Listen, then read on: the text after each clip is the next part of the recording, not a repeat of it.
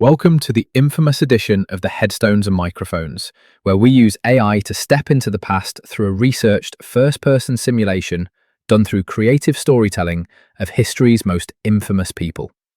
Now, let's meet our guest. Welcome to the podcast. Let's start at the absolute beginning, where the public narrative hasn't yet distorted who you were. When and where were you born, and what was your given name? Hi, Calvin. I was born John Peters Ringo on May 3rd, 1850, right in Greens Fork, Indiana. The history books like to make me out to be a Texan through and through, but my roots started out in the Midwest. What was your hometown and home life like as a child? Well, we didn't stay in Indiana long. When I was about 6, my folks, Martin and Mary Ringo, packed us up and moved over to Liberty, Missouri, where we tried our hand at farming. Life was pretty standard for a frontier family back then. Plenty of hard work, until 1864. My father was suffering from tuberculosis, so we decided to resettle out in California for his health. But the trip out west changed everything. While we were traveling through Wyoming, my father stepped off the wagon and his shotgun accidentally went off right in his face. It killed him instantly, right in front of us. My mother had to press on with us kids to California, and we ended up staying with my uncle near San Jose.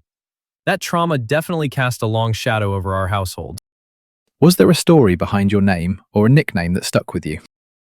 Most folks just called me Johnny Ringo. Later on, when things got wild in Arizona, the newspapers and the public started calling me the King of the Cowboys. The name Ringo itself seemed to have a ring to it that regular folks and dime novel writers just couldn't resist embellishing.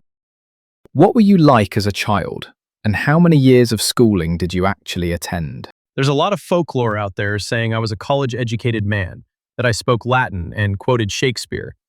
The truth is much more ordinary. I dropped out of school when I was 14, right around the time my father died and we made it to California.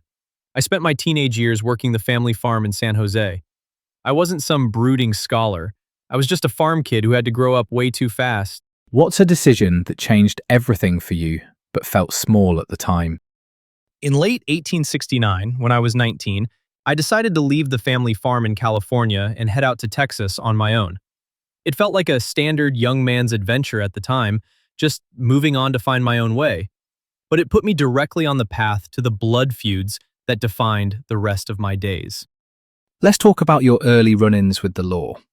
Before the world knew your name for your most infamous actions, what was your very first arrest or interaction with law enforcement? And what were the consequences? Not long after I landed in Texas, I had my first real brush with the law in a town called Burnett. I fired my pistol across the town square. It wasn't a grand shootout or anything, just reckless behavior, but the local law didn't take kindly to it. I was arrested and slapped with a $75 fine. That was my introduction to the legal system. At what moment did you realize your name would never be forgotten? That happened when I got mixed up in the Mason County War in Texas around 1875. It was a vicious feud over cattle rustling and local politics. I took a side with a fellow named Scott Cooley, and things turned bloody. After I was tied to the murder of a man named Jim Chaney, whom we believed killed a friend of ours, the newspapers started printing my name regularly. They framed me as the leader of one of the violent factions terrorizing the county. Seeing my name in print across Texas as a wanted man, that's when I knew the quiet life was gone for good. Did fame make you more dangerous, or did it simply expose who you already were? The notoriety definitely forced my hand. Once the papers tag you as a dangerous gunman, you can't just walk into a saloon and expect a quiet drink. People are either looking to test you or looking to run from you. It escalated my actions because I had to live up to the reputation just to survive, especially when I left Texas and drifted into the Arizona territory. Who do you believe betrayed you first? A person, society, or your own instincts? I'd have to say my own instincts and my temper. I had a bad habit of letting a bottle of whiskey make my decisions for me. Down in Tombstone, my instincts threw me right into the middle of the Clanton gang, the Cowboys, and pinned me against the Earp faction. I let myself get dragged into other people's wars when I should have just ridden away. What's a unique habit or a random fact about you that would surprise people? Despite the stories about me being a cold-blooded killer who took over 20 lives, My actual record of gunfights is incredibly exaggerated. For instance, when cattle rustler Dick Lloyd was shot down at Camp Thomas in 1881, people claimed I was right in the middle of it. The truth is, I was just there, and I didn't fire a single shot. The public wanted a mythical gunslinger, so they attached my name to every piece of lead flying in the territory. Did you have any known rivalries that defined your career? Absolutely. My biggest rivalries were with Wyatt Earp and that Georgia dentist, Doc Holliday. In Tombstone, we were oil and water. Holliday and I couldn't stand the sight of each other. In January of 1882, we had a famous standoff right in the middle of the street, pulling our weapons and ready to settle it right then and there before the law stepped in and arrested us both on weapons charges. After the gunfight at the OK Corral, which I wasn't even a part of, those rivalries became a deadly game of cat and mouse. What personal battles were you fighting privately while the world was watching? My absolute biggest battle was with the bottle. I was a heavy, moody drinker. When I was sober, people noted I could be perfectly polite and easygoing. But when I drank, a dark cloud settled over me, and I became reckless and morose. It was a cycle of depression and alcohol that I just couldn't break. What was your darkest moment?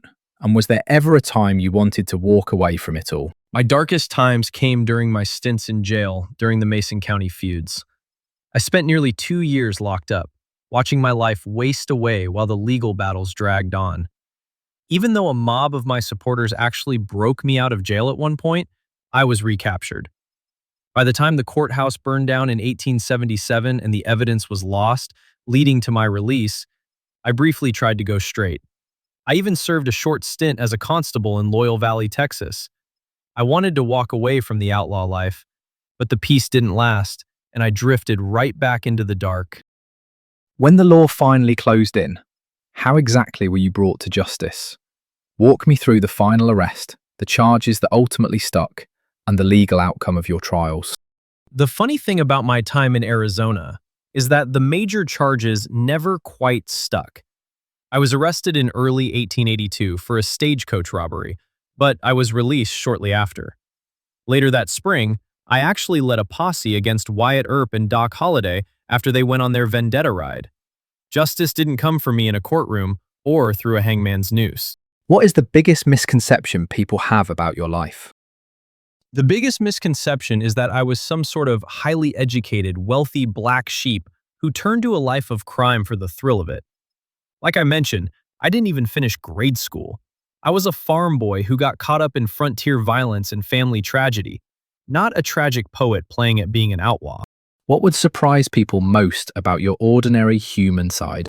People would be surprised to know that I actually valued family and domestic life quite a bit before things went sour. Even after years of running around Texas, I made it a point to travel all the way back to California to visit my mother and sisters.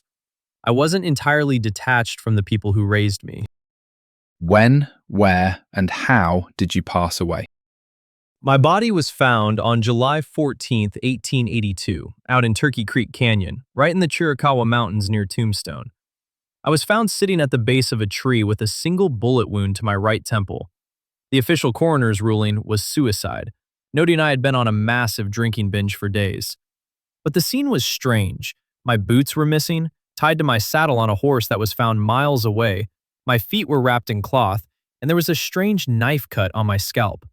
A lot of folks back then, and still today, believe someone like Wyatt Earp, Doc Holliday, or Buckskin Frank Leslie caught up with me and staged it. Was your downfall caused more by your own flaws or by the world changing around you? It was a mix of both, but mostly my own flaws. The Arizona territory was changing, and the law was slowly bringing order to places like Tombstone. But it was my own severe drinking and the dark, moody state of mind it brought me into that ultimately left me vulnerable and alone in that canyon. When you look back now, do you see yourself as the villain, the hero, or something in between? I never saw myself as a hero, and I didn't set out to be a villain. I think I was just a product of a very violent time and place, someone who made a lot of bad choices under the influence of a heavy shadow. I was just a man caught in the gears of the Old West. Do you have any closing remarks about the interview or the stories you shared that you would like to share with the listeners before we sign off? Just that history has a way of turning regular, flawed people into larger-than-life myths. Don't believe every dime novel or movie you see about the fast guns of the West. Most of us were just trying to survive our own bad decisions. And that wraps up another conversation from Beyond the Grave. Thanks for joining us on the Headstones and Microphones podcast. Remember, do better with the life you've been given and choose to do good in this life. Please help spread the word by sharing and following the pod.